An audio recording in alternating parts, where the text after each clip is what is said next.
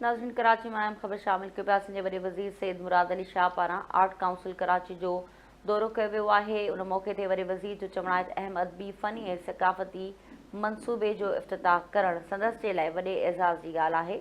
वॾे वज़ीर art council जे अमली ऐं फ़नकार बिरादरी खां मंसूबनि, तरबियत, सहूलतुनि ऐं हुनर जे फ़रोग़ जे लाइ खयल क़दमनि बाबति ब्रीफिंग वरिती। इदारो आलमी मयार मुताबिक़ हलायो वञे त जीअं नौजवाननि जे लाइ नवनि रस्तनि ऐं नवनि मौक़नि जा दर खुली सघनि, वॾे वज़ीर जो चवणु आहे।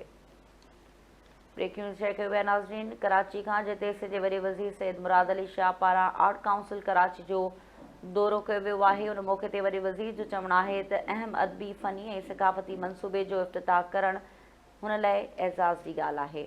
इन तफ़सील मालूम कयूं था। इमदाद सूमरा लाइन ते मौजूदु आहे। जी इमदाद। जी बिल्कुलु, अवांखे ॿुधाईंदा हलूं त कुझु देरि अॻु सिंध जे वॾे वज़ीर सैयद मुराद अली शाह आर्ट्स काउंसिल पहुतो आहे। वॾे वज़ीर मुराद अली शाह आर्ट्स काउंसिल में जेको आहे उते तक़रीब खे ख़िताब कयो आहे। सिंध जे वॾे वज़ीर सैयद मुराद अली शाह आर्ट्स काउंसिल में सूबाई हुकूमत पारां ताज़ो ई नई तजदीद थियल school of visual and performing arts जी इमारत जो इफ़्तिताह कयो आहे, जेका सूबे जी सक़ाफ़ती तरक़ी में हिकु अहम संग जी नुमाइंदगी करे थी। तकरीब में आर्ट्स काउंसिल के सदर मोहम्मद अहमद शाह, बैन अवी मेहमान हाफिज़, बेहद फनकार, फैकल्टी, शागिर्द मौजूद हुआ। जिन त सिंध जे वॾे वज़ीर जेको थियो आहे, वज़ीर चयो त हिकु सुठो अमल आहे। सिंध जे वॾे वज़ीर इफ़्तिताह करण खां पोइ आर्ट्स काउंसिल जे सदर ऐं ॿियनि सां पिण मुलाक़ात कई। उन मौक़े ते वॾे वज़ीर स्कूल जी शमूलियत खे उजागर करण लाइ जेको आहे सो थियो।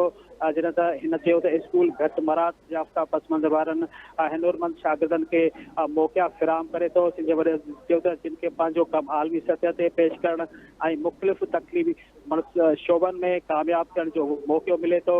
इहा कामयाबी सिंध हुकूमत ऐं आर्ट्स काउंसिल जी शराकत जो सबूत सम्झियो वञे थो। जी इमदाद, वॾी महिरबानी तफ़सील आहे।